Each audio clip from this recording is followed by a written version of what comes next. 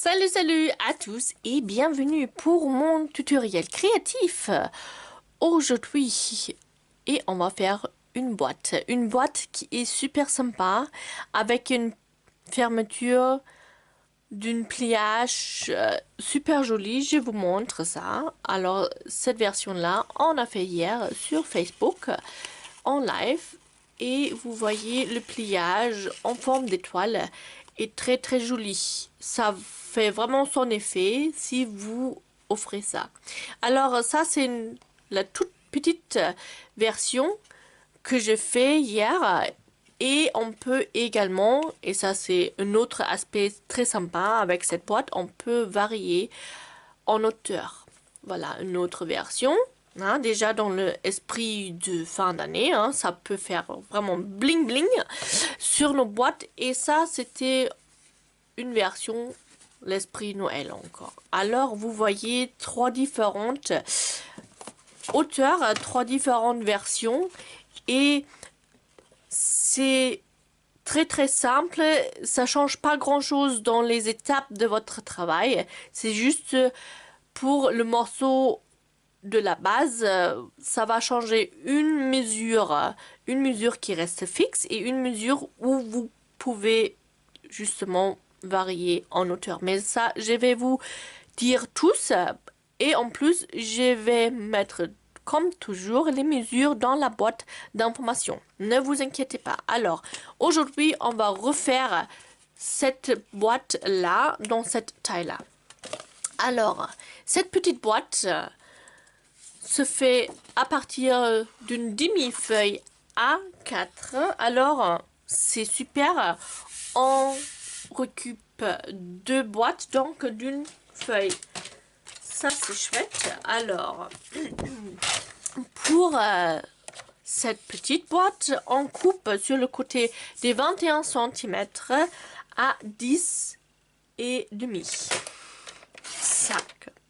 So. Si vous voulez faire cette taille-là, c'est là où vous coupez à 15. Alors, pas à 10 et demi, mais à 15. Et si vous voulez une boîte là plus haut, vous laissez ce côté-là de 21 cm en entière. Vous ne touchez pas. Ça. Cette mesure est variable. Mais l'autre mesure, on va couper maintenant à 25 cm notre morceau. Ça reste toujours fixe pour tous les trois boîtes. D'accord? So. Alors, c'est toujours 25 cm, soit 10 et demi, soit 15, soit sur 21 cm. OK? Les étapes suivantes sont pour toutes les trois boîtes pareilles. Vous prenez votre côté de 25 cm et vous faites des plis à chaque 4 cm. Sac. 8, 12. Ici, sur mon massicot, il y a des gravures. C'est gravé les mesures des 16, mais je suis jamais sûre. Du coup, je saute et je continue donc à 20 et à 24. Voilà. Du coup, comme la longueur totale c'est 25, on obtient donc une petite partie de 1 cm. Pour récupérer maintenant le pli que j'ai sauté, je tourne simplement mon papier et je aligne ici à 9 cm et je refais mon pli qui était dessiné à 16 cm. Ok, alors on fait les plis à chaque 4 cm et on obtient du coup une petite languette de 1 cm. So. Maintenant vous prenez votre côté court, alors dans mon cas là, le 10 et demi, et vous faites sur un côté un pli à 3 et demi et sur l'autre côté à 4. C'est important, alors c'est pas tout à fait pareil. Hein? Faites attention. Le côté de 3,5 cm représente votre fond de la boîte. Et le côté de 4 cm, c'est votre haut, où se trouve le pliage. Sur le côté de 3,5 cm, on va maintenant marquer dans chaque petit partie là, le milieu. D'accord? Le milieu. Alors, on commence du coup à 2. Hop, on va juste faire une toute petite marque. C'est tout. À 6. Hop, ça n'est pas marché, voilà. 6, 10.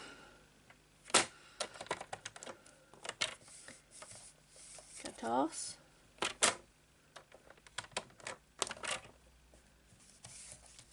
18 et 22. Ça. Ça.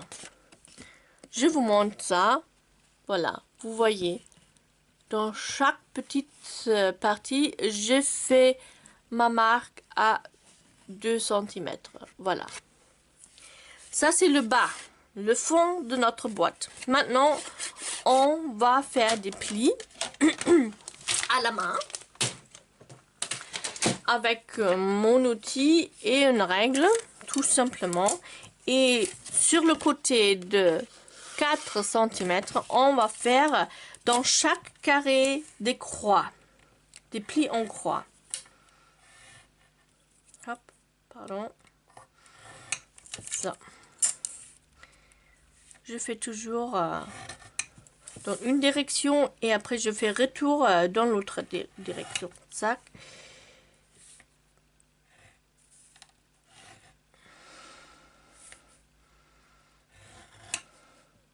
Et la dernière partie, sac. Voilà. Et maintenant je tourne et je fais la même chose pour obtenir des plis en croix, en diagonale. Dans chaque petite partie. 4 sur 4. Zap. Oh.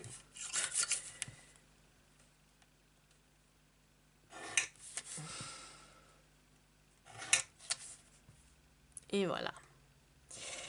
So, après ça, vous marquez également ici, mais avec votre petit outil, le milieu. Comme on a fait en fait sur le fond, sur le côté de fond, on va le faire également sur notre côté de haut.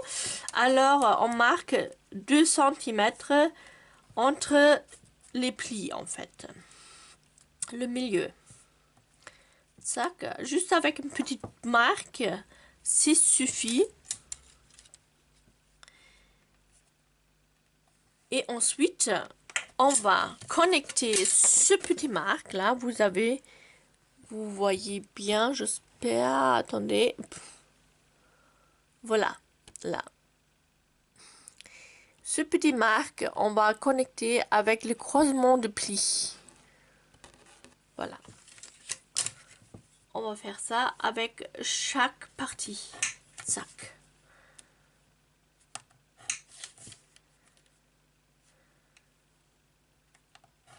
Zap. Zap. Et ici. Ok. Ah, encore une. Et c'est tout. So. Après, on a fait ça. On coupe. On coupe. On coupe. Mes ciseaux. On coupe donc la petite partie qui se trouve à côté de mon fond. Hein. Ici, le 1 cm. On va le couper. On va l'enlever.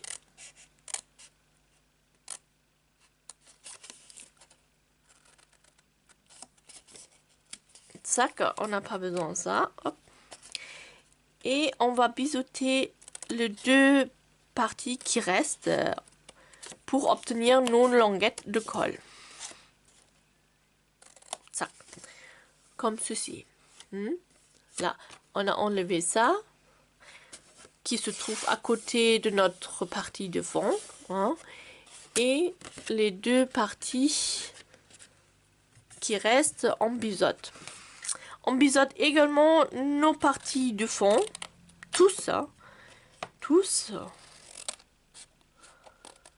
Et là, il n'y a aucune importance si c'est pas super droit. Si c'est pas coupé super droit, hop, ça fait rien du tout.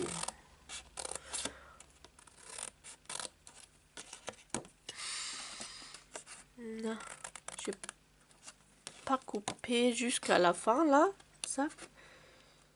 Ça.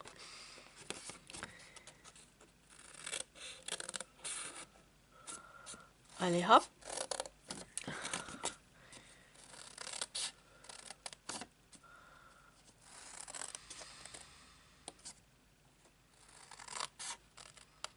Ça. Avec chaque partie.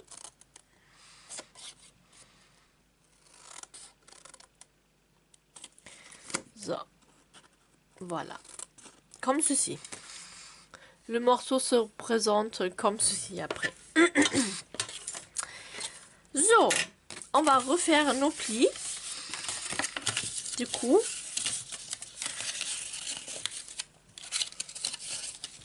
tac, tac. Hop. Et chaque partie comme ça. Et les plis sur notre partie de haut, on va replier également comme ceci en croix.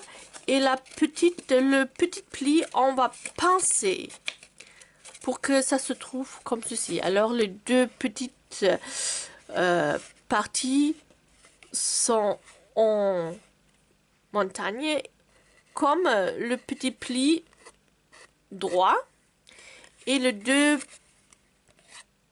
parties du croix de haut devient le pli en valet comme ceci. Et on va faire ça avec chaque petite partie de haut. Hop là. So. Si vous avez fait bien les plis, c'est vraiment facile. Ça se replie facilement. Voilà. Ça.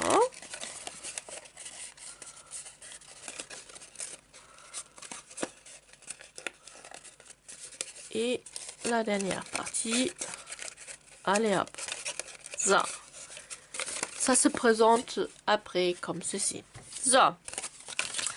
On va fermer notre boîte donc en appliquant la colle liquide sur nos petites languettes de colle.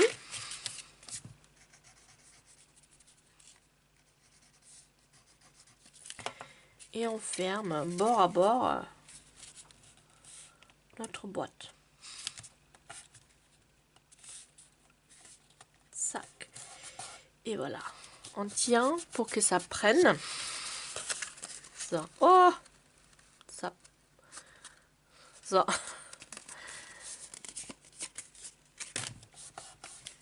Ça. Maintenant, vous récupérez une chute de papier de votre base, ok, et vous découpez deux ronds. Hop. Soit vous avez une perforatrice ou vous faites ça avec des dies.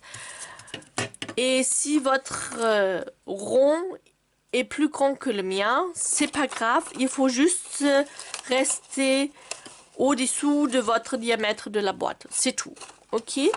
Alors, moi j'ai pris ça parce que j'ai une perforatrice comme ceci, alors je applique un petit peu de colle sur un rond et je vais maintenant installer mes languettes. Alors, on commence toujours par une paire de languettes qui se met en face.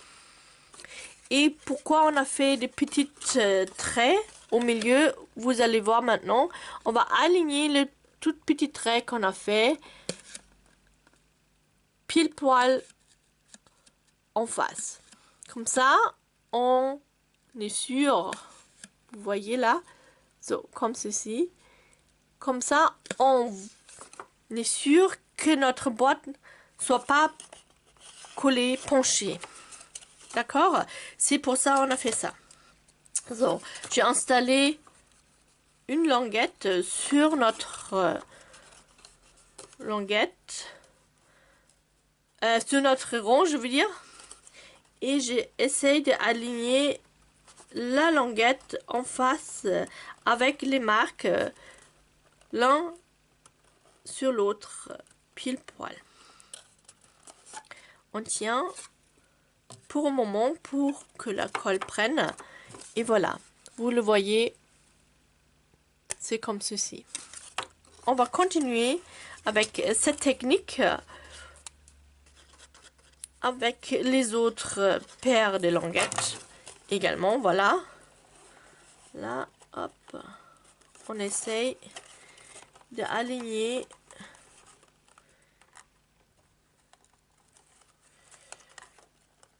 nos deux marques. Là.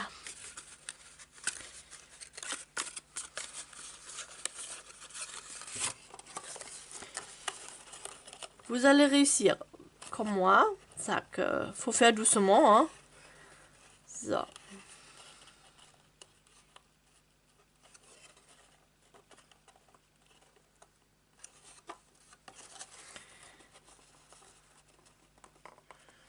So. Pour que ça se trouve, c'est une bonne orientation pour vous, hein. So.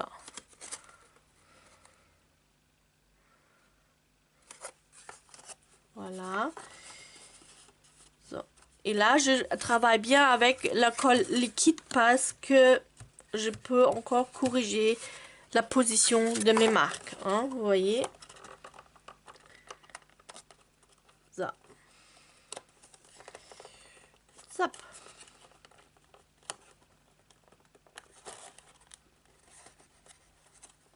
So.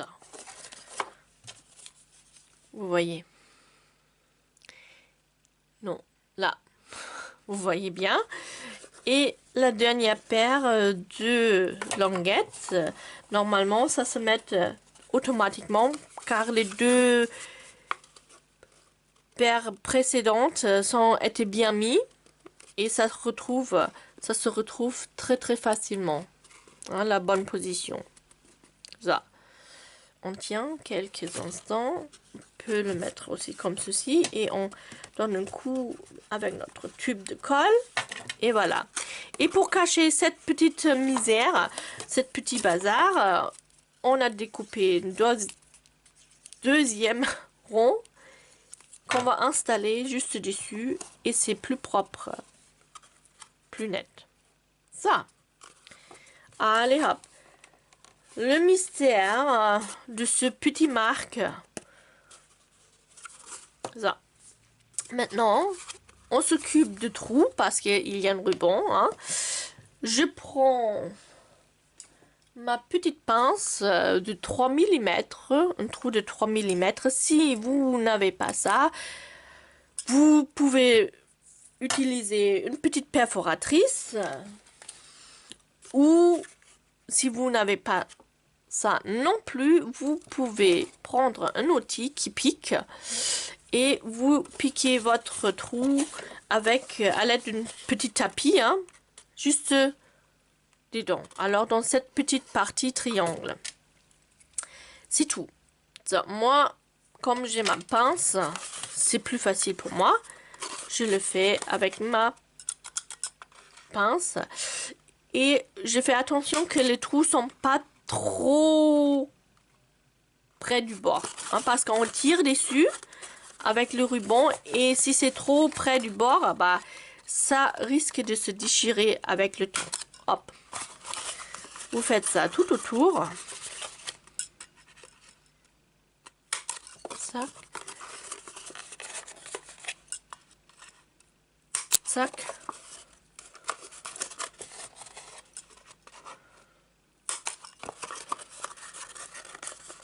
Et après, on passe le ruban dans nos trous. Je prends ma pince. So. Je vais partir sur une rose. Parce que c'est le même papier, presque le même papier dans la même série que j'ai utilisé hier. Et c'est super joli ensemble, le bleu nuit avec le rose. Le rose, c'est super joli. Alors, je passe donc mon ruban avec ma pince, hop, dans le trou.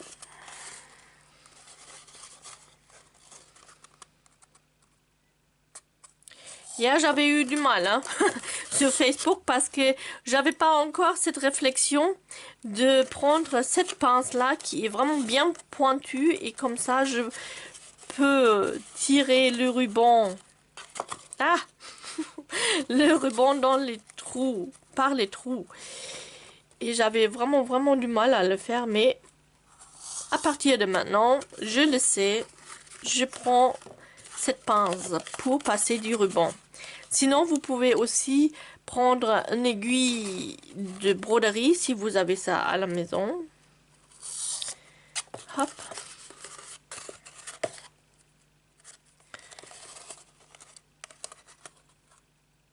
Ça, c'est vraiment plus facile. Hein. Dis donc. Faut y penser, hein. Ça. Et je passe mon dernier trou. Hop, vous voyez. Et si vous y pensez, là où on a rassemblé notre boîte, il y a une petite côté pas super joli. Hein. Si vous pensez le mettre juste derrière et votre nœud donc sur l'autre côté, ça sera plus joli. So, on ferme en tirant dessus et le pliage se met automatiquement en étoile. Et ça, je trouve, c'est très joli. On ferme avec le nœud.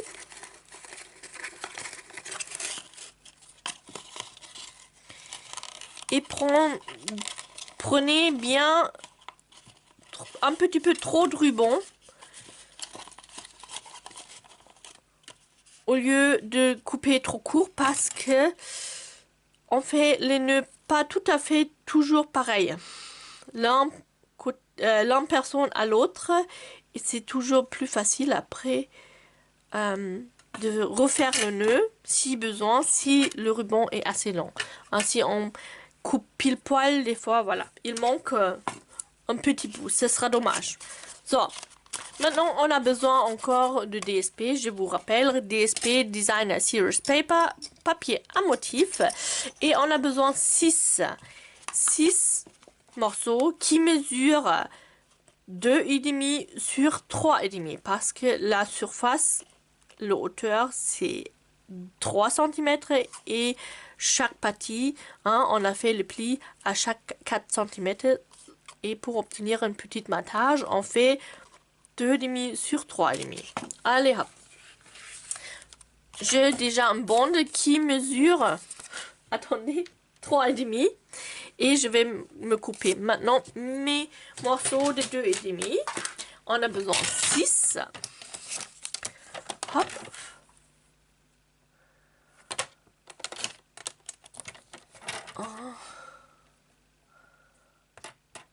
Les mesures pour le DSP pour les autres versions, je vous mets également dans la description. Hein.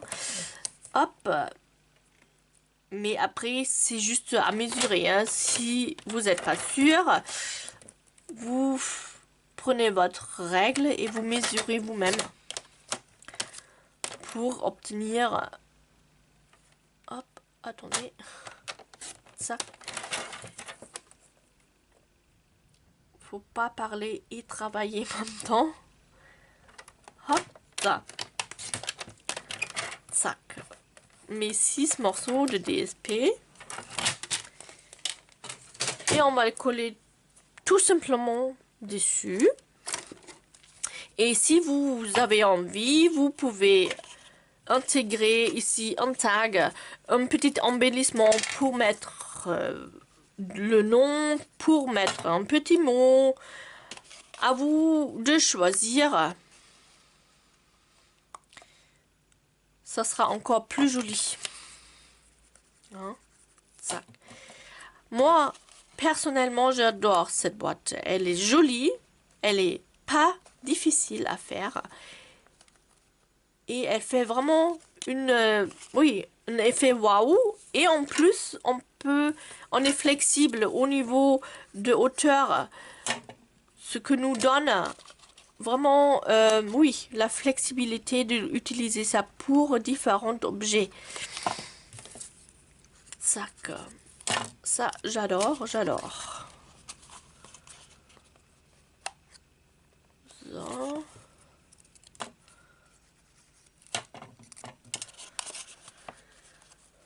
Ça, d'ailleurs, c'est une ancienne collection de Stampin' Up. C'était une série mini-collection tout en rose ou quelque chose comme ça. Je me souviens plus le nom. Voilà, mais je trouve dans l'esprit de fin d'année, c'est chouette si les boîtes font bling bling. Vous voyez, c'est super joli. So. Voilà, notre boîte est prête dans la version mini. Hein? Super sympa aussi. Ça loche. Elle loche assez de chocolat. Si vous le voulez faire pour mettre des chocolats dedans, c'est assez grand pour des chocolats, je trouve moi. Sinon, même un petit flacon de quelque chose loge dans les grandes versions. Et ici, voilà. Des gâteaux, des biscuits. Vous allez trouver bien quelque chose à mettre dedans.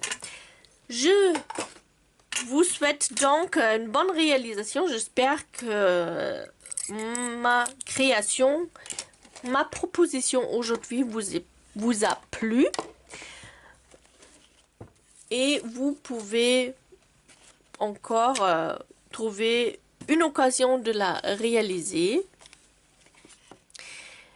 En tout cas, moi, je vous remercie d'être venu, d'avoir m'accompagné pendant ce tutoriel. Je vous souhaite donc déjà un joyeux Noël parce qu'on se voit que la semaine prochaine et du coup, Noël sera déjà passé. Profitez-en de cette fête de Noël un petit peu particulière, mais on s'adapte. On voit les côtés positifs, ça sera calme, plus calme peut-être que les années précédentes.